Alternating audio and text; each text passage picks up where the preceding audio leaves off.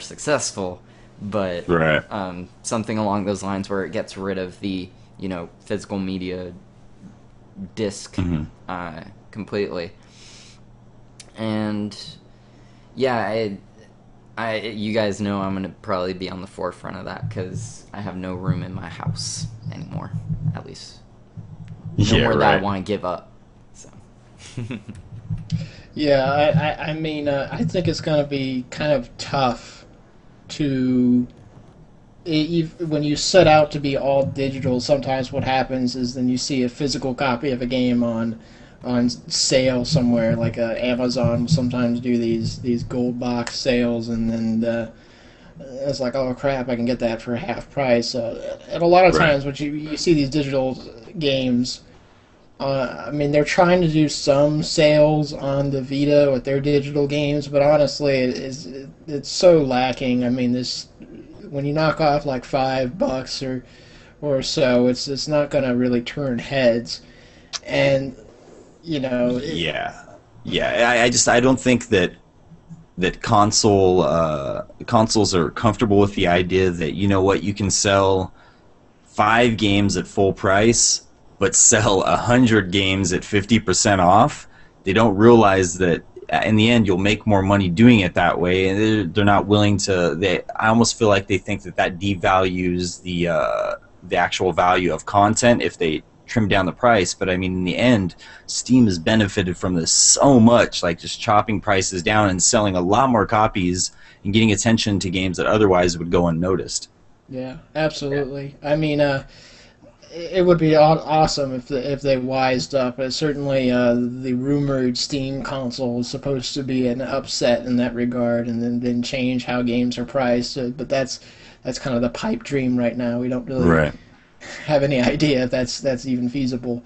But to be honest, I mean, if even if I were to say, yeah, I'm going to go all digital next gen, I'm gonna, 7 years from now, I'm going to end up with like a pile of physical copies and wonder how the hell I got them. It's very difficult to stick with that, and it's probably a symptom just of the fact that this is a transitional time, as Brian was saying. This is they're going to come hand in hand. I mean, you can buy all your games digitally if you want, but there's going to be some incentives, major incentives, to buy physical copy games sometimes, and it's going to be hard to pass up. Yeah, I mean, the big incentives for me as far as digital is the fact that I don't have to leave my house, and in the best case scenario, I'm able to get the game midnight on release. If that's something that Sony or Microsoft are factoring in, then I'm on board for that. I don't want to buy a game with like at noon on the day it releases. I don't want to buy it a week after it releases. I want to be able to buy it midnight when it releases. Same thing with Steam. That's the benefit of Steam. I don't have to go out anywhere to get a PC game. I can just get it right day of. I've already pre-purchased it. It's pre-downloaded. If pre-downloading is an option on Sony or Microsoft system, that's like a big benefit that I hope they're paying attention to. How PC is kind of leading the forefront of how this is supposed to be done. Yeah, absolutely. I mean, they definitely need to look at these preloading features that we're seeing on the PC. I mean, there's it's not so bad as it was. I mean, we know that you're going to be able to just download a portion of a game and be able to play it while it's downloading. So it's the wait time is hopefully not going to be quite so severe, but just in terms of, especially when you look at the broad appeal of digital distribution for a lot of console gamers, they're not quite so tech savvy, and they're not going to have uh, lightning fast internet. So just in terms of bandwidth and the saturation of broadband, uh, it's just not feasible for a lot of people. I honestly, as big as the hard drives are supposed to be, and as much as they're going to emphasize digital distribution, I still see it as kind of the underdog uh, uh, gaming method. I think that physical sales are going to outweigh digital sales next gen. Yeah, I still think physical sales will outweigh sales, but I mean to be the leader in the digital market is important in the long run. even right now, because you build that kind of like consumer base of people who are like us, or whoever, anyone who's watching. We're very much those people who are interested in those things, and many of the people who aren't either have a slow connection or have no connection at all. So it really doesn't matter, but as times change, we are going to be the people who kind of are the pioneers of that distribution method. So catering to us now and being the system who does it the best and follows the example of PC is important, even though right now it might not be the most profitable way of distributing games. Oh no, I agree 100%. And it takes a lot of work to set up, a really robust online market, especially when you are, you know, I don't want to say they're just now starting off, because technically they're not. Technically they started this generation. But they really need to step up the game with the next gen consoles as far as digital distribution and their servers and download speeds. Wink, Sony. It's never a bad thing to get a jump start on that and to get the ball rolling in that regard. And by the time people are ready for mainstream adoption of digital distribution, hopefully they will be ready with the service at the quality that's necessary. I mean, there is going to come a point where secondhand gaming is a thing of the future. I guarantee you that it's going to happen eventually. So it is something that everyone's going to have to be on board with at a certain point, whether it be that you can't go sell your games or you're going to have to get them digitally. I think the solely digital route is very long or far off in the future, especially in North America, because we just don't have the infrastructure for that kind of thing. But it is something that is going to become a reality eventually, and I think people are going to be more accustomed to. So whoever jumps in first and really becomes like the leader in that, and it's funny just because it's so simple, because the PC's been doing this for so long. It's not even a new idea. It's an idea that PC's been doing, but the idea of consoles doing it is just so crazy because they are so stuck on their ways. Yeah, I mean, it's almost as if they exist in two separate vacuums, and It's they a each bubble. have to. Yeah, they have to discover it independently. You would think they'd be able to learn off of each other, but I mean, how Valve does it with Steam is that they just make digital distribution so attractive to people that they're not interested. They don't care about secondhand sales. I mean, really, why do people buy secondhand games? It's to get games cheaply. Yeah, exactly. If you make brand new games just as cheap, and this doesn't even have to be digital distribution. You can get brand new copies of PlayStation 3 games, after a few months of them being out, and get them for really damn cheap. As long as that's always available, then people don't necessarily have to have secondhand games. I think the only usage scenario where it might be harmful is that when you have a game that you want to show your friend, and honestly, it's kind of interesting when you think about the Gaikai features, because I think Sony has almost kind of thought about that. It's like, well, if you want your friends to try a game, then hand over the controls to them. You don't have you may not have the option anymore. This isn't confirmed, but let's just say that you don't have the option anymore to lend people games because it just gets blocked.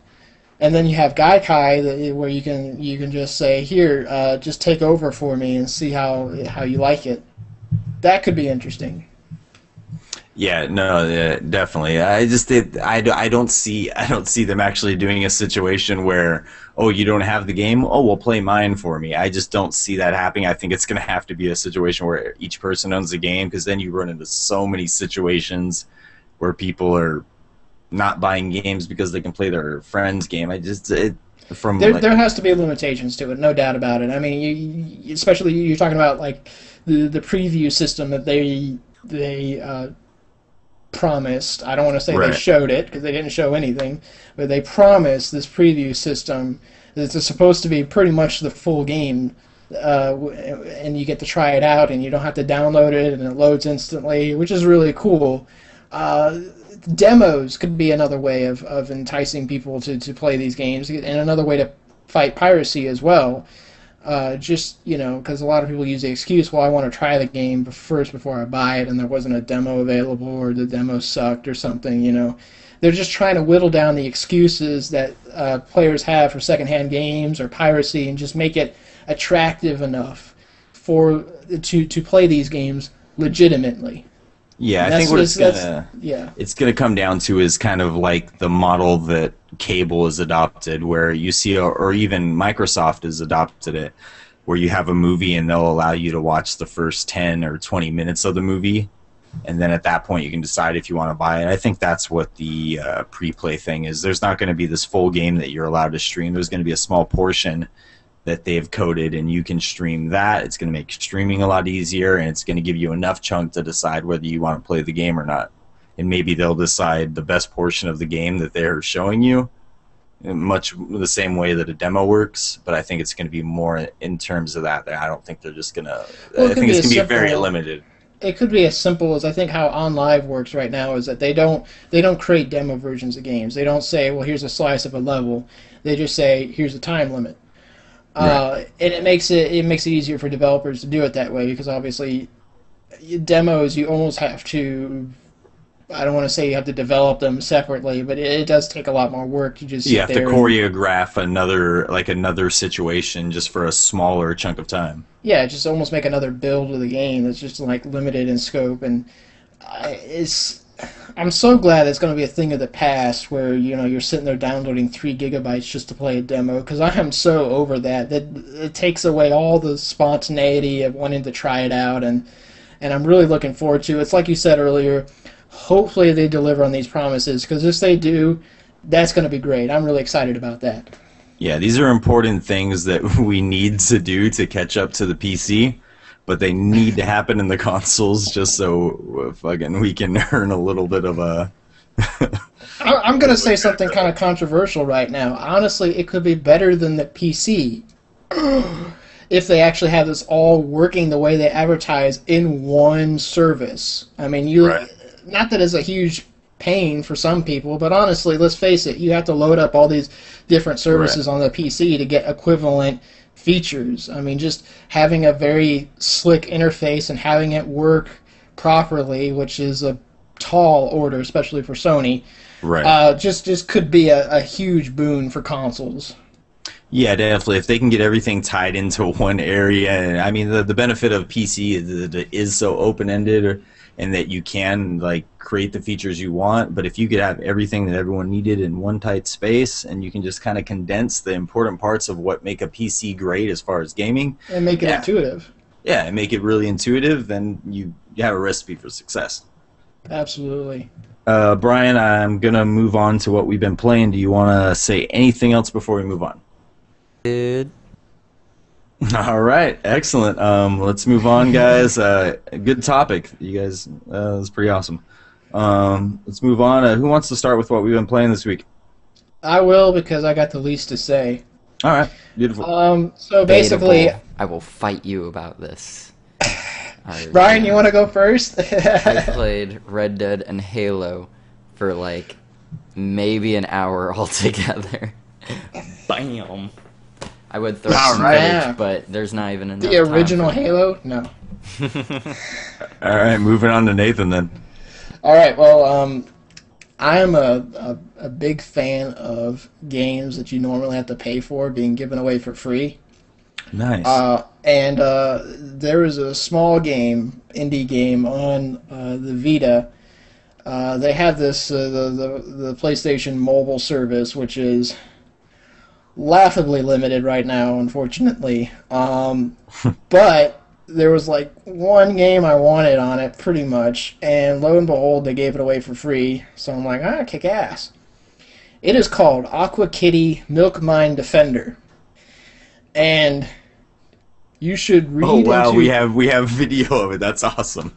Yes, we do. Good We job, come Brian. prepared. So if the fact that it has the word defender in the name of the game is not an accident. You are scrolling in either direction trying to protect these milk miners, because where do you get milk? Of course, at the bottom of the ocean. Obviously. These cats, these little kitties, they don't talk. They just say meow when they're being kidnapped. And you got to go to, you keep an eye on the radar and go to where the source of the sound is. Actually, it works pretty well, because you got, on the Vita, you have a speaker on either side of the screen. And, you hear which direction the sound's coming from and go in that direction, so it's kind of straightforward like that. just a minor note, but